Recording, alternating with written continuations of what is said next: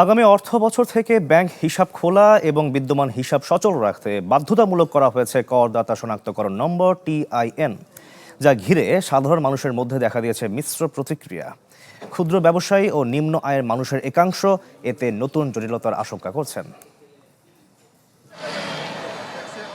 নাটোর শহরের ছোট দোকানি মজনু হোসেন ব্যাংক হিসাবের সঙ্গে TIN বাধ্যতামূলক করার প্রস্তাবে খানিকটা চিন্তিত তিনি, কেননা পদ্ধতিগত জটিলতা আর হয়রানির আশঙ্কা।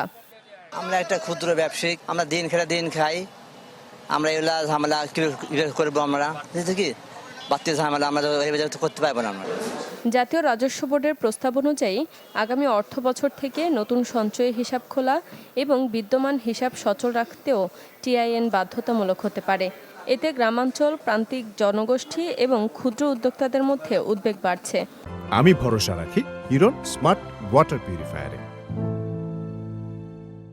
আমরা তো ভাই গরিব মানুষ, আমার যদি সরকারের 2-4 টাকা ব্যাংকে থোয়ার লাগে, যদি টিন সার্টিফিকেট করা লাগে, তাহলে তো আমার লাগে বিশাল ভোগান্তির বিষয়। সরকার যদি টিন বাধ্যতামূলক করে দেয়, তা আমাদের মতো ক্ষুদ্র ব্যবসায়িক তো আসলে ব্যাংকের অ্যাকাউন্ট রাখার কোনো প্রয়োজনই নেই। সরকারি সেবা হবে হ্যাসেল ফ্রি। যদি মানুষ সেবা নিতে এসে জটিলতা মনে করে, তাহলে তো মানুষ ব্যাংকের কাছে টাকা জমা রাখতে চাইবে না। আশঙ্কা, NBR-এর এমন সিদ্ধান্তকে জটিল মনে করছে সাধারণ মানুষ। ফলে দেখা যাচ্ছে ব্যাংকে লেনদেনে অনীহা, যা নেতিবাচক হতে পারে ব্যাংকিং খাতের জন্য।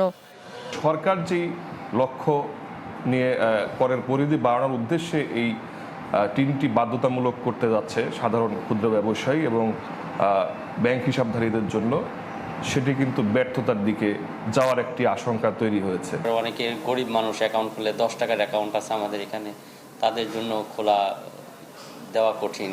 যারা বিজনেস করে বা টাকা বেশি ইনকাম করে, এদের কাছ থেকে 3 নাম্বার নিতে পারলে তাহলে সরকারও লাভবান হবে, দেশেরও কল্যাণ হবে।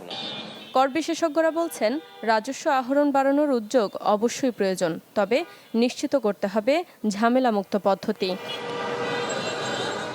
Desk report, channel 24।